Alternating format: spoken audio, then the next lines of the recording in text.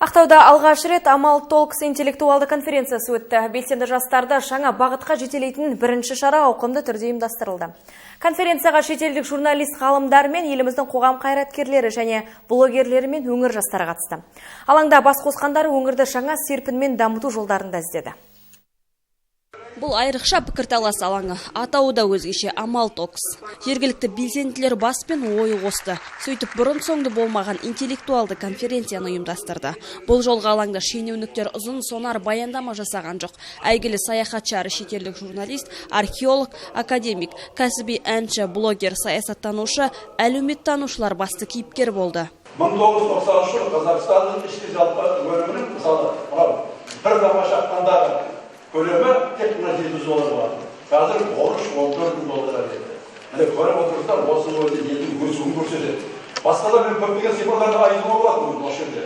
Мәселен, мынау микроэлектрондардың өзінің көлемі 28 есе өсті. 400-ге жуық жаңа бүгінде өндірістік өнімдері мысалы қазір біздің қолымызға тиіп отыр. Лекен осының барлығы тәуелсіздіктің жемісі. Оны біз қазір көріп отырмыз. Ол мұғайыппен келген жоқ.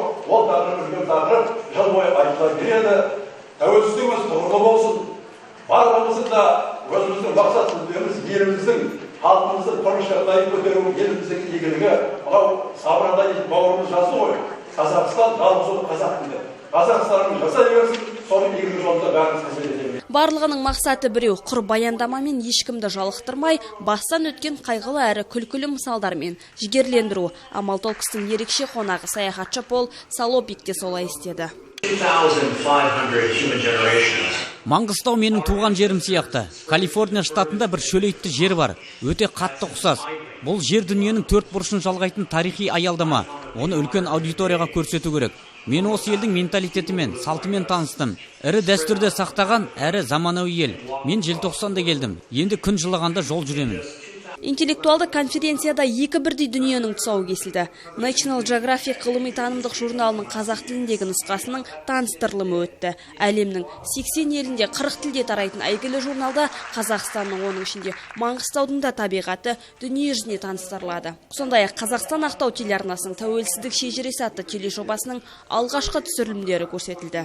Шежіре дегеніміз сол жылнама. Біз алда нық қадам басу үшін біз өткенімізді білуіміз керек. Біздің жаңа жобадағы мақсатымыз осы жылнаманы қазақ елі, тәуелсіз қазақ елі 25 жылда қалай осы күнге қалай жетті, әрбір қадамды көрсету.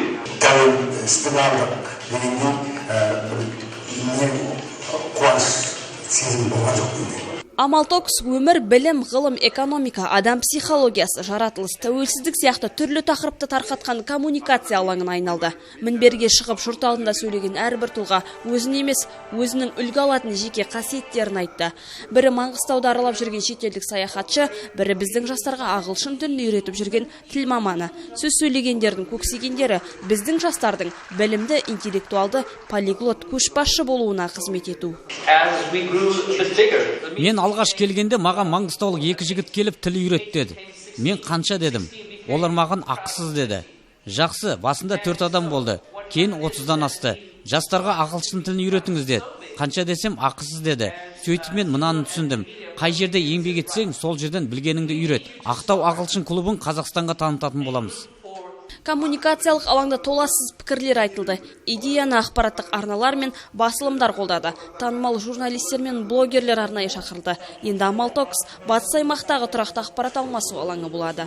Жұмазия Оразай, Фархат Чаткам, жаңалықтар.